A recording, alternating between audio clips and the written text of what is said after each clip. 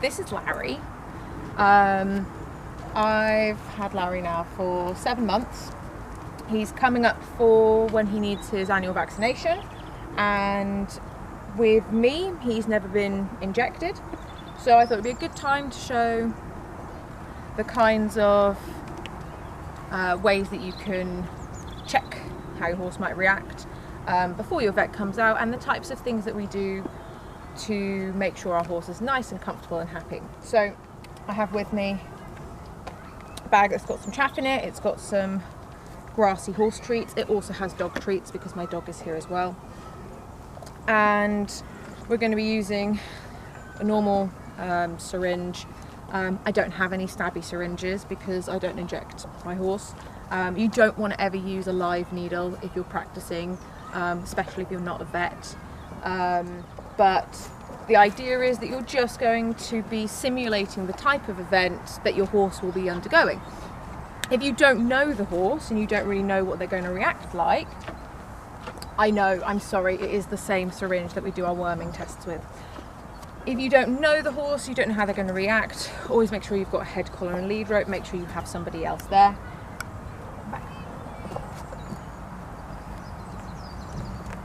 Typically, your vet will come, they will find an area on the neck, they will pinch it, they will put the syringe there and they will inject. Horses very easily, same as humans, same as dogs, become needle shy because it's painful. They're usually not in a good physiological space when it happens. So you train those each individual pieces. Place.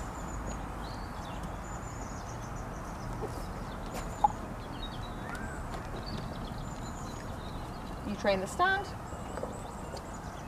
pinch hold,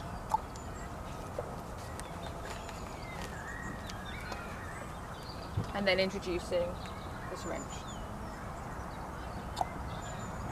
That's as simple as it is. Larry is a very good boy. He does not have any kind of big reactions. Good dog. But some horses are very stressed out by it, so of course you go through very slow stages. Even having a syringe present, obviously this looks nothing like the kinds of syringes that you would have injected into your horse. This is a worming, or the type of syringe you might use for your worming. Normal syringes are obviously the small kind with a long needle. Oh, I'm so sorry, Larry, I'm running out. So you can have different sizes. The 5mm syringes are usually a little bit smaller, but you can build up in little stages. You don't have to have a syringe present to teach them to not react or respond when you pinch them. Your training plan would look like training a stand, a nice calm stand,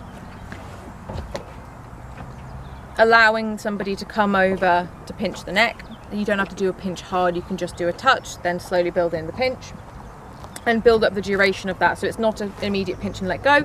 You then would slowly build up the duration so they can stand where you pinch them for 10-15 seconds. Then building in not reacting to a syringe. A lot of horses will start to become agitated the minute they see the syringe. Building in slowly, the syringe being there, coming closer to the neck as separate pieces. We're not putting them together yet. Good boy, Oscar. Instead, we've got the pinch, the syringe. Then, once your horse is really nice and calm in both those scenarios, you can integrate them and start to build in, okay, I have the syringe. As I approach with the syringe, the pinch is going to happen, and then stop. And then build up really nice and gently and slowly until you can do the pinch, the syringe, release. Then the big step is when the vet actually comes out, because if you've tried to train your horse to be nice and relaxed when the vet comes, you'll know that no matter how much training you do, the minute the vet is there, the horse reacts differently. It's because the vet smells different, they look different, and the horse has associated all of these negative experiences just through the fact that vets are vets, and they're interacting with your horse when they're unwell, when they're hurt, when they're in pain. And they're doing things like poking and prodding bits of them that might be a bit sore, injecting them, you know, doing their teeth, which they might not like. There's a lot of things that are negative associations that the horse will have with the vet. So then your vet comes, it's going to be a different scenario. So you'll want to make sure that you've done a couple of repetitions on that day of the nice process. Have multiple people involved, somebody who can feed the horse, somebody who can then also assist in holding the horse, and then the vet. Make sure the vet is involved, they understand what you're planning on doing.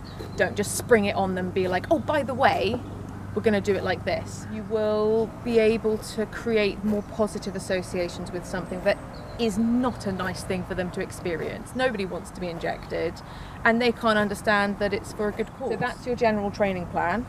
Good boy. Your steps are going through with those really slow progressions. When the horse is nice and calm and relaxed, you don't want to suddenly start pushing them too hard.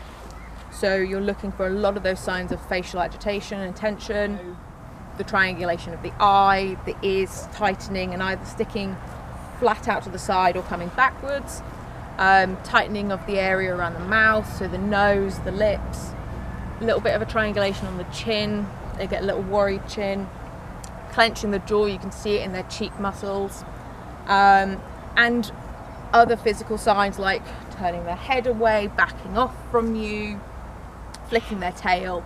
Any little sign, pause, give them a break, come back at it at an earlier step so that you don't want to be pushing them too hard. And if you do wind up accidentally pushing them slightly, you want to always take it back a couple of steps to where they were more comfortable before you build in with the new stuff.